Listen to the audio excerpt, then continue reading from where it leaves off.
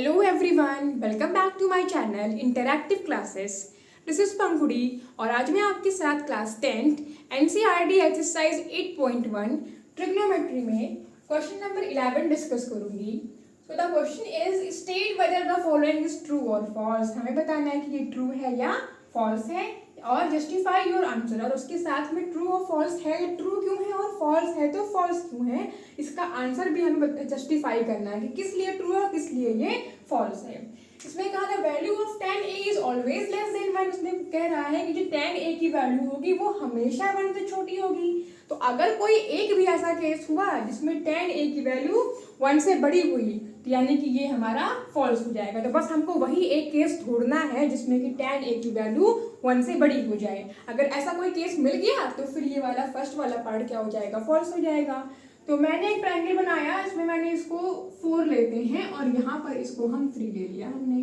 Pythagoras triplet means जिसमें hypotenuse का square equal perpendicular square plus base square होता है, वो 3 4 5 एक होता है जो कि मुझे याद है। ऐसे बहुत सारे होते हैं, कुछ उसमें से आप लोग भी याद कर लीजिए। तो 3 4 5 हमने लिखा। तो यहाँ पे अगर हम पहले पार्ट में tan a की वैल्यू कैलकुलेट करें तो क्या होगा, परपेंडिकुलर बाई बेस। परपेंडिकुलर कौन है इसके लिए, सामने वाली साइड 4, बेस कौन है 3 और 4/3 आप डिवाइड करिए तो क्या आएगा, 3 1 जा 3 और फिर 1 पॉइंट लगभग 1.3 आएगा, ये 1.33 आएगा। तो ये तो 1 से बड़ा हो गया, यानी कि जो 1 से क्या है, बड़ा है, इसलिए जो पहला पार्ट हो गया वो क्या हो गया, फॉल्स हो गया। अब अगर आप ये सोचिए कि क्या ये ट्रायंगल पॉसिबल है तो एक बार चेक कर लेते हैं। हाइपोटेनस का मतलब 5 का स्क्वायर, बेस मतलब 3 का स्क्वायर, परपेंडिकुलर का मतलब 4 का स्क्वायर। 5 का स्क्वायर 25, 3 का स्क्वायर 9 प्लस 16 25। तो ये ट्रायंगल पॉसिबल है, हम ट्रायंगल इससे बना सकते हैं और इसमें tan a की वैल्यू 1 से बड़ी आएगी। पर यहाँ पे क्या लिखा था, ऑलवेज लेस देन 1। तो ये हाँ 1 से छोटी भी हो सकती है, अगर यहाँ 3 हो यहाँ 4 हो तो ये क्या होता है, tan a की वैल्यू 1 से छोटी हो जाती है। बट यहाँ पे जो वर्ड आया ऑलवेज, तो ऑलवेज तो ऐसा नहीं होगा ना। अगर 4 यहाँ पे हो गया एक केस और 3 नीचे हो गया तो इस केस में tan a की वैल्यू 1 से बड़ी हो गई, इसलिए ये वाला क्वेश्चन जो था पार्ट 1 जो था 11 का वो फॉल्स हो गया। क्वेश्चन नंबर 2 में कहा है sec a is equal to 12/5 for some value of angle a। Second part में क्या पूछा है कि जो sec a की वैल्यू है वो 12/5 पॉसिबल है या नहीं है। तो एक बार हम ट्रायंगल बना के देख लेते हैं। इसमें यहाँ पर हम इसको b लेते हैं, यहाँ पर c लेते हैं और a को यहाँ पे लेते हैं। a को यहाँ क्यों लिया, क्योंकि sec a की वैल्यू हमको दिया है। sec a का फॉर्मूला क्या होगा, cos a का उल्टा।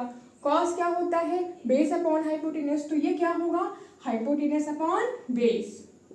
मतलब हाइपोटेनस हमारे पास 12 हो गया और बेस 5 हो गया।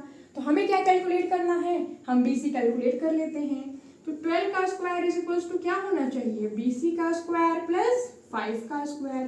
12 का स्क्वायर 144, यहाँ पे आएगा माइनस हो जाएगा और ये BC स्क्वायर कितना आएगा, ये 119 आएगा। यहाँ पे रूट लग जाएगा, BC में स्क्वायर से यहाँ पे हटा तो यहाँ पे रूट लग गया। तो ये ट्रायंगल पॉसिबल है। 12 और 12 को as hypotenuse and 5 as a base हम एक ट्रायंगल बना सकते हैं जिसका परपेंडिकुलर यहाँ पे रूट 119 आएगा। तो क्योंकि ये ट्रायंगल पॉसिबल है इसलिए ये क्या हो गया, ट्रू हो गया। sec a की जो वैल्यू दिया था उसको हमने फॉर्मूले में रखा और एक ट्रायंगल बनाया और देखा कि क्या इसका परपेंडिकुलर हम इससे फाइंड कर सकते हैं। यस हम कर सकते हैं, तो इसलिए ये वाला पार्ट क्या हो गया, ट्रू हो गया और ये वाला पार्ट तो फॉल्स था। अब थर्ड पार्ट देखें हम, अगर थर्ड पार्ट हम यहाँ लगाते हैं तो क्या कहा है, cos a is the abbreviation use for cosecant a।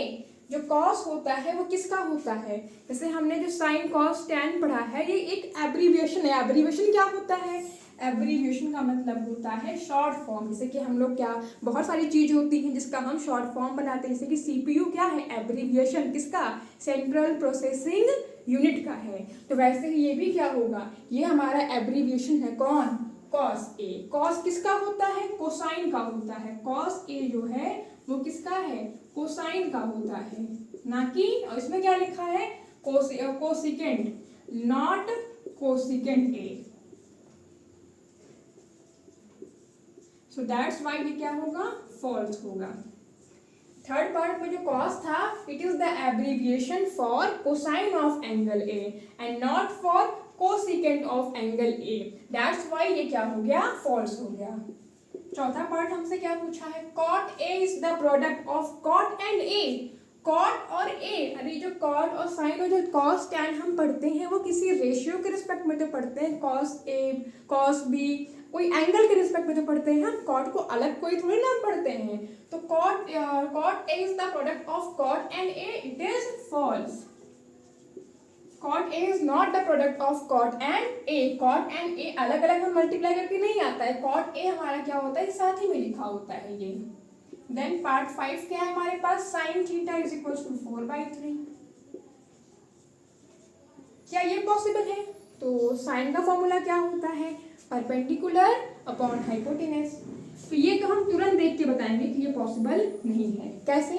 किसी भी राइट एंगल ट्रायंगल में जो हाइपोटेनस होती है वो सबसे बड़ी साइड होती है। तो यहाँ पे हाइपोटेनस कितना दिया है, 3 दिया है, परपेंडिकुलर कितना दिया है, 4 दिया है, क्योंकि यहाँ पे हाइपोटेनस जो है परपेंडिकुलर से छोटी है और ये पॉसिबल नहीं है, बिकॉज राइट एंगल ट्रायंगल में हाइपोटेनस सबसे बड़ी साइड होती है। तो इसको देखते ही मैंने फॉल्स लिख दिया।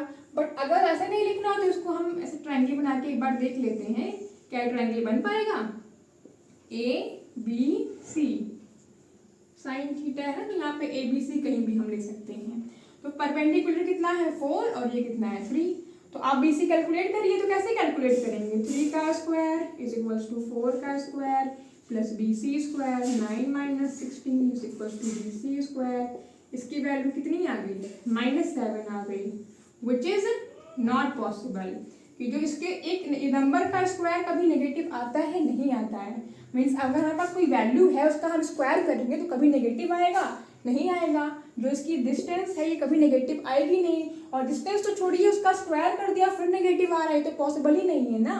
कोई डिस्टेंस बी सी हमको दिया है तो हम मान लेते हैं कि वो नेगेटिव हो गई, हालांकि कभी नहीं होगी, लेकिन अगर उसका स्क्वायर करेंगे तब तो पॉजिटिव होना चाहिए था। बट यहाँ पे वैसे स्क्वायर करने के बाद भी नेगेटिव है, इसलिए ये पॉसिबल नहीं है, नॉट पॉसिबल लिख दिया हमने फिफ्थ वाले केस में। Sine theta equals to 4/3 for some angle theta.